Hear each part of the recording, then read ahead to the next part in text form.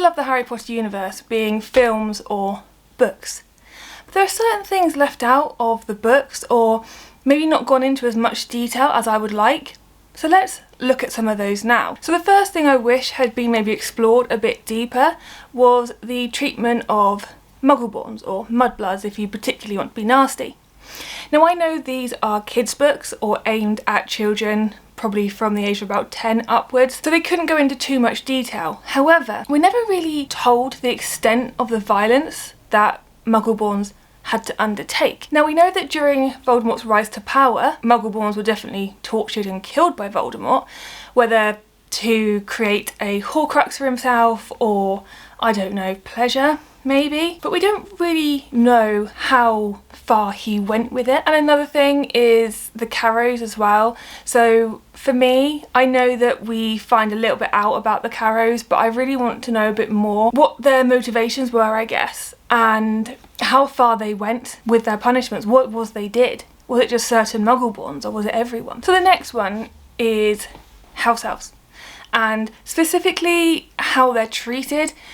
So we know that they are in a form of slavery. We know how they get freed, and I can't imagine that many of them do get freed, but we do know that they have physical abuse from their masters. But we don't know how deep that cruelty goes, more specifically the actions. And again, I know you guys are going to say it's a kid's book, why does it matter? We don't need to know that. But it just maybe shows why certain house elves, like Kreacher, are particularly bitter. Is it just the environment he was in was dark and bitter and that is why he is the way he is? Or is there something else? Take Dobby for example. He is a shell of a house elf when we first meet him, but then after he's free, he definitely is much happier, much more bubbly. He gets a job in the Hogwarts kitchens and he's loving life. So it would have been good to know maybe a little bit more around what exactly did, what they went through, and also how did they become a house elf? What happened in order for them to become a slave? The next one is Voldemort's origins. Now I know that in the books you can get a glimpse into kind of what his origins were to an extent, but they're never that explored. Now I did do a whole series around Voldemort, the rise and fall, and in the first video I do talk about his parents, how his mother trapped his father with a love spell and all that sort of stuff. So do go check that out if you are interested, but none of this is already in the books.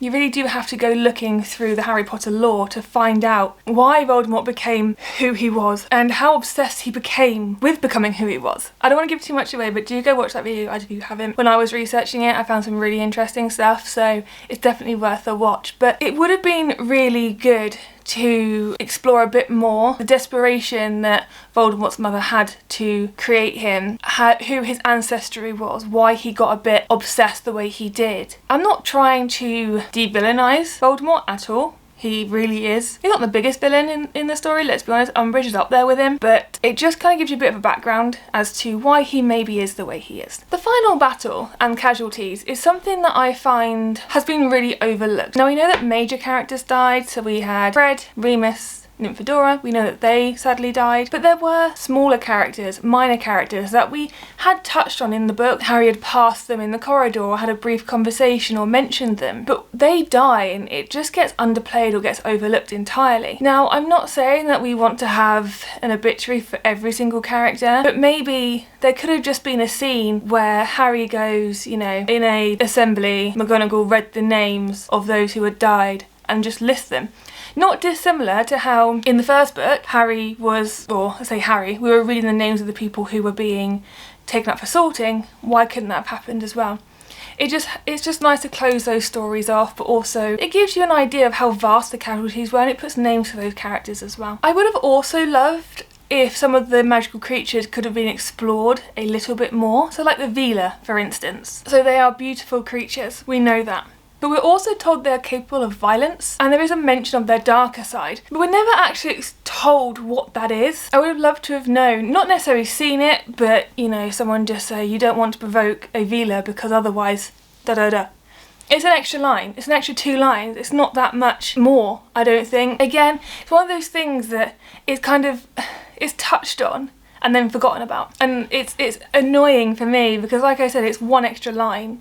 2 extra lines, it's a small paragraph. When you're reading, it's just, it's not that significant, I don't feel, to the volume of the book. Obviously when you're in a film, it's way more important that you keep just key scenes. I get that, but why couldn't we have just a little bit more detail around these magical creatures, specifically Velas? Keeping on the same tangent with magical creatures and the Velas, the Forbidden Forest is another one where I'm a little bit, like, I'd like a little bit more information around it. And again, I know, it sounds like I'm asking for an absolute War and Peace, and I would have loved that for every single detail I want to be fleshed out, and I know that's not possible, but the Forbidden Forest really gave me more questions than it answered. For instance, the Forbidden Forest. Why? When did it become forbidden? I get why, because obviously there's a lot of dangerous creatures in there. But when? When during Hogwarts creation or its life in general was it deemed that it's forbidden? Who did the forbidding? Was there a student who died? Give me something. But also, how did certain creatures get there? So things like the centaurs, how did they get there? Did they come with the forest, so to speak? Were they already there? I want a bit more information. Now I know that Aragog, in my mind, got there because he was released by Hagrid and that's where he ended up creating his family, and I get that. But that poses a second question. Aragog, I believe, cannot lay eggs by himself. He would have needed a second Lady Aragog to help him. So was there already one living in the forest? How did he get his family? If you guys know the answer to any of these questions, please do let me know, and I'll do a whole video around picking up the things that you guys have pointed out and let you know if that's answered my question. One of the last things that I would love to have had a bit more in the book was around the unforgivable curses. So we all know they're unforgivable. Again, I've done a whole video about the 3 of them and what they do. If you're interested, go check that one out. And whilst they are briefly explained, we don't really know the consequence of using them completely. So we know that one kills, we know about Frank and Alice Longbottom, we know that people said they were under Imperius Curse, so that they didn't really, they weren't in control of themselves and they were under control of Voldemort. I get all that, but what about those permanent mental scars of being under the Imperius Curse? Cruciatus Curse, you can be driven into insanity. That's a long-lasting permanent, pretty much from what I understand. The Killing Curse, well, that's a pretty permanent outcome. But the Imperius Curse, what if someone was under that curse for a year, 2 years? What does it leave behind when they're no longer under it? But also, whilst Voldemort was coming to power, whilst he was reigning, how widespread were the unforgivable curses? How many people were affected? I don't know. I'd love to know.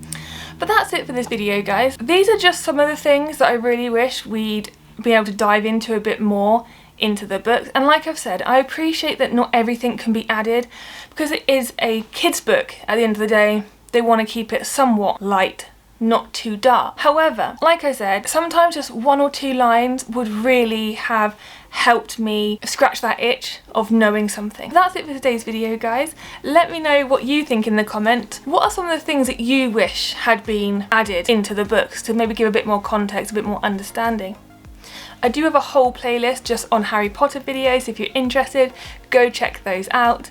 And until next time, you take care.